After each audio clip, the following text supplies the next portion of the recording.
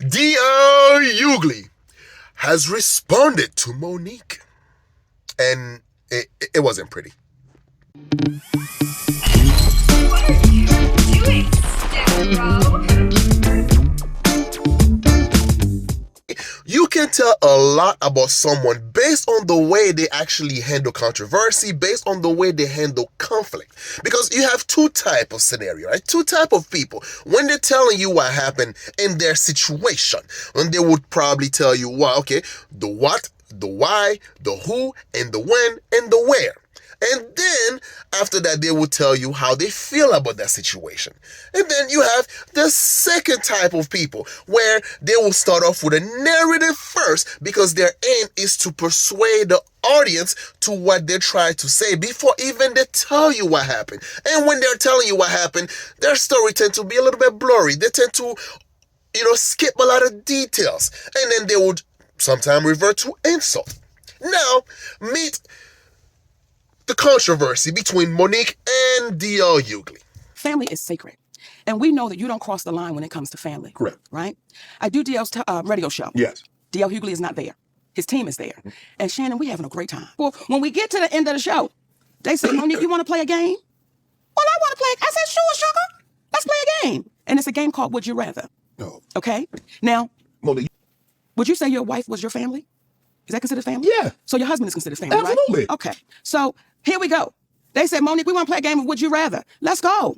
Would you rather your husband sleep with Lee Daniels with a condom or Corinne Steffens without one? Really encourage you guys to check out the podcast for yourself, as I could not include the whole clip, but however, I made sure that the context was there and nothing was missing. As you can see here in this podcast, Monique tells you why him and D.L. Hughley had a fallout.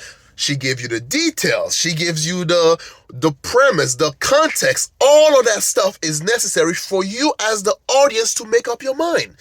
So let's find out how D.L. Hughley respond to this, right? Club Shay Shay is getting messier and messier. It's almost like Wendy Williams didn't go anywhere. She just got a wait set. So Monique was on. Every time I see Monique these days, she's on doing some greasy ass video with her and her daddy complaining about something or working out. I don't know nobody work out that much and gain weight unless every crunch you do has got Captain in front of it. Okay, so we're gonna start off the premise of her being fat. Okay, go on. But apparently she goes on Club Shay Shay and tells the story about how she came on my radio show and I wasn't there at the time. And my co-host Jasmine Sanders played a game that we play all the time with everybody called Would You Rather. She apparently was so offended by that she said she got off. She called me. Monique. So we're gonna skip the details why she was offended. Oh, never mind. Proceed, my good sir. And she said I was very dismissive, like, Monique's a liar. When Monique did call me, I heard her complaints, I listened to her, and I pulled the segment. So if I had been as dismissive as she alleges I was, that segment would have aired. It didn't, because I respected her wishes. She's a liar. Some emails that were transferred back and forth between his side and our side, and it escalated to a point when we had our attorney on the email, whereby then finally DL said that he would scratch the interview. Yes. So it was inaccurate that a cease and desist had to be given. However, that was the next step, and that's what Monique remembered, because when I discussed it with her, we said that would be the next step. But to DL's credit, at that moment, when it had escalated, that's when he decided to shut it down. So you didn't scratch the segment out of respect or out of the kindness of your heart. You did it when lawyers got involved and you feel like it wasn't worth the trouble. It also befuddles the shit out of me how somebody who has a comedian talks as much shit about everybody else as she does. She has the temerity to be offended about anything as much shit as you say about people. D.L. Hughley proceeded to talk about how Monique's own family don't mess with her. Still managed to have a relationship that I cherish with my children. Can you say the same? You can't. And then the fact that after the dispute of the contract that they had, she went on stage and, blast her, his family and his daughter. Something bad happened to his daughter, which we're not going to talk about that yet. But I think what I want to focus on is D.L. Hughley talking about Monique's his husband. There's a reason you're by yourself. There's a reason you got to pay a man to love you. It's sad. There's an old adage that says you can't buy love. It's a shame, Monique, that you probably always will have to. Bro, it doesn't make you look good, man. Basically, that response pretty much confirmed why they had a falling out. This is my perspective on this whole situation, right? When you bring up, let's say, okay, someone's weight, it's almost as if like, because you're fat, you're not even supposed to talk to me. You're not even allowed to have grievances. You're not supposed to even be on my caliber. You are beneath me. I shouldn't even have to respond to you. The second thing that I have to address is the fact that you believe that someone with, let's say, Monique's weight, quite frankly, she actually looked good for her age. This is what irritates me out of this whole response, right? The thing that irritates me is one, and he's not the only person, right? I see a lot of other people that believe like, just because someone is plump, someone is fat, they're not deserving of love. They're not deserve of someone to actually love them. And the funny thing about it is like, Monique been with her husband for a very long time. And she shows a lot of respect, a lot of admiration towards her partner. And the first thing you want to do is to diss the husband. You diss the husband for the fact that Monique's making more money than him, and that makes him a vulture. You know what I'd never do? I would never let my woman take care of me. I would never let my woman get evicted from her apartment. I would never let my woman has to ask another man for money. I'd never do that. Can your old man say the same? He loves you. Of course, he got to say that. You claim him on your taxes.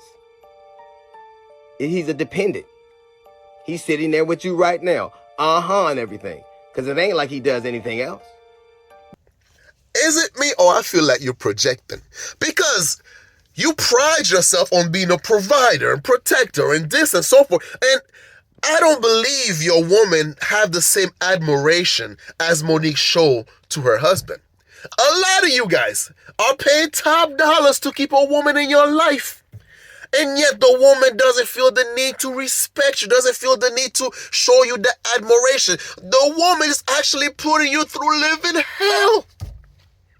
But yet you have Monique. She's the top earner. She's the breadwinner of the family. And yet she respects her husband and she actually admires her husband. She shows a lot of, she's not out there bashing him. Matter of fact, she put him in a pedestal. And you have a problem with that. And yet, these are the same guys, these are the same individual who tend to talk crap about women, actually, that makes a lot of money, saying like, well, why don't you get a regular brother? Why don't you get somebody your income bracket? Why don't you do this? Is it because you're not going to respect the men that make more money than you? Hypergamy. And then, when you have someone that actually, said, practice what you said should be done, which is, take the money equation out of the whole situation and actually get with someone based on the content of their character. And now you have a problem with that. You make valid points that women are underpaid, that they're not valued. That's absolutely right. So you would think that when you got a chance to do something that you can argue for, you'd be up for the challenge, but you shit the bed because you never are ready for it. Because all you ever do is complain about what you don't have. You're never ready for the moment because you're always living in the past. I said it. If you spend half of your time doing as opposed to talking about who didn't do for you and what they did for you, you'd be a lot further along. You wouldn't be evicted. You wouldn't be working for your man. You wouldn't be asking other comics for money. So you got all the ingredients. Take that piece of paper that you're running down the list with, and that pen that you got, and that daddy sits next to you, and do what you can't do what you never do. Write a fucking joke. If you have to go based on the person that's supposed to be the provider for Monique, right? Monique was making millions of dollars. She's a multi-millionaire. And she would then have to get with someone that is also multi-millionaire. And therefore, these type of brothers are chasing women that are supposed to fit the model of, pretty, so on and so forth, right? High value men exercising their option. Nothing wrong with that. So it's either she would have to get with someone that make equal amount of money or more money than her. And then if that doesn't happen, then she needs to lower her standard. She has too much a high standard. That's why you bitches are miserable. That's why you did. Make up your freaking mind. And let me just put it for you this way. Let's say that my wife starts a business, right? Let's say she did something on Etsy or whatever the case may be, right? And then the business just picks up. She's just like racking in millions of dollars and all that stuff, right? And they're all positioned in the company, in the business that I need to fulfill. What is wrong with me working with my wife? Actually taking on that position to fulfill that position, because who else gonna have her best interest at heart than me, her husband, for over a decade? Don't you see how stupid you guys sound? So the flex is, you're not really addressing the key details of what's going on, but you want to call her a liar, you want to call her fat, and she's taking care of her husband because she's not worthy. She's not worthy of being loved by another individual. But what she did in response to that, she talked about my dog, my wife. This broad even brought out my daughter's personal trauma. My daughter was molested, and Monique brought that shit out and told the world that I allowed my daughter to be raped in front of me. The lying motherfucker. She knows she was lying. And it only stopped when everybody from my family checked her. The second thing that I also wanted to touch on is the fact that you had something that happened with your daughter, right? Which I have to be sensitive about this subject because I hate to bring this up. Something happened to her and she approached you, right? She wanted to speak out about her situation, about what happened to her. But because you had prioritized, opportunity, financial opportunities, and based also the person that you liked, you did not believe her. And it's always, and the reason it hits home to me is because my youngest daughter said something happened to her, and because it was somebody I like, I didn't believe her. And I'll never get that back. She'll never. I'm supposed to protect her, and I'll never get that back. That she told her father something, and he didn't do nothing about it because it was inconvenient. So I can see how that could play. Right. The reason that I bring that up is that you would think that you would actually learn from this lesson, but I don't think you have, because Monique found herself in a situation where she's been taken advantage of, and she spoke out about it. And the first thing you want to do is shut her down by saying that she's always complaining, she's doing this, she's doing that. All you do is talk about your grievances and who did you wrong. When she actually have receipts about why, how she's being blackballed in the industry, as to how she's actually was made to try to take advantage of, and because she stood up for herself. Now she's a whiner, she's this, she's that. How the hell did you learn your lesson when your daughter tried to speak out against her about what happened to her and you didn't listen to her? Aren't you also doing the exact same thing now? On that stage, and I said it must be hard to perform oral sex, But differently. okay, on a coward. That had nothing to do with Mrs. Hughley. That insult was directed straight to you, DL. That had nothing to do with your wife. That was straight to you. So it felt like you were trying to pass it off as if I was going after your wife.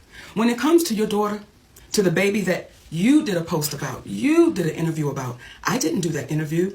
I simply reposted what you said. So when you say, Monique, you went after my daughter, that's untrue, DL. I posted what you said. And then when you said when you were really going for it with your shades on, and you said, Monique said, I stood by and watched my daughter be raped. D.L. Hughley, that's your conscience talking to you, brother. I never said that. I never said that. And I want to be a little clear about something else. Never would I try to do anything to harm any of your babies, because we got babies too. So never would I try to do anything to harm your children. However, what I was saying to your daughter and to the other daughters out there, I know what it's like for your daddy to know you've been touched and he not protect you, because my daddy did the same thing. That's what that whole point was. But I was showing why I would call you a coward, brother. I don't think it's brave that you didn't protect your baby. So when I said what I was saying, let me be clear to you, D.L. Hughley, it had nothing to do in reference to your family, and you know that. I hope it's not about a case of believe all women. My point is this, it's like, if you have the proof, the receipt of you are being mistreated, speak out about it. Because it's because of the silence why people like Ivy Weinstein got away with a lot of stuff. Or all these other predators in the industry got away with so much crap because people had prioritized their position and the opportunities. They could actually be blackballed from the industry, so they remain silent just to get the crumbs. And then when someone speak about the thing that's happening in the industry, all of a sudden now, oh, he's a whiner. Oh, he doesn't have the work ethic. She doesn't have the work ethic. That's why she's bitching. That's why she's doing this, she's doing that. No one that always say that, okay, people need to speak out against what's right and what's wrong, blah, blah, blah. So on and so Do it. How come when people do stuff like this, they're always above reproach, nobody ever believes them, And then it's always a lot of it. And then when somebody does, you want to shut them down. That makes you a hypocrite. That makes you're not serious about what you believe in. You just have talking point. And like Elon Musk once said, about is the reality of goodness, not the perception of it. And what I see all over the place is people who care about looking good while doing evil. Them.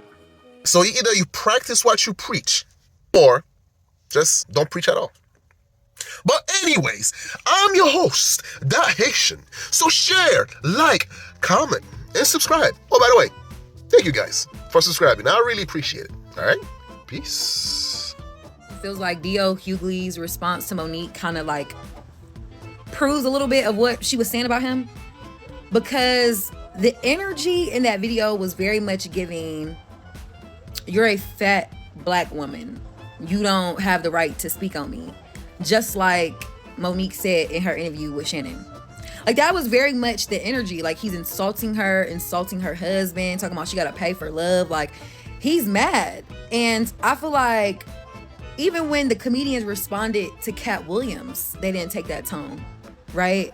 So for him to take that tone with a woman, I'm kind of looking at him like, I mean, I was already looking at him that way, because one thing about Monique, baby, that story does not change. It's very consistent. And I'm kind of waiting for her to respond, drop the receipts, because I know she gonna eat them up.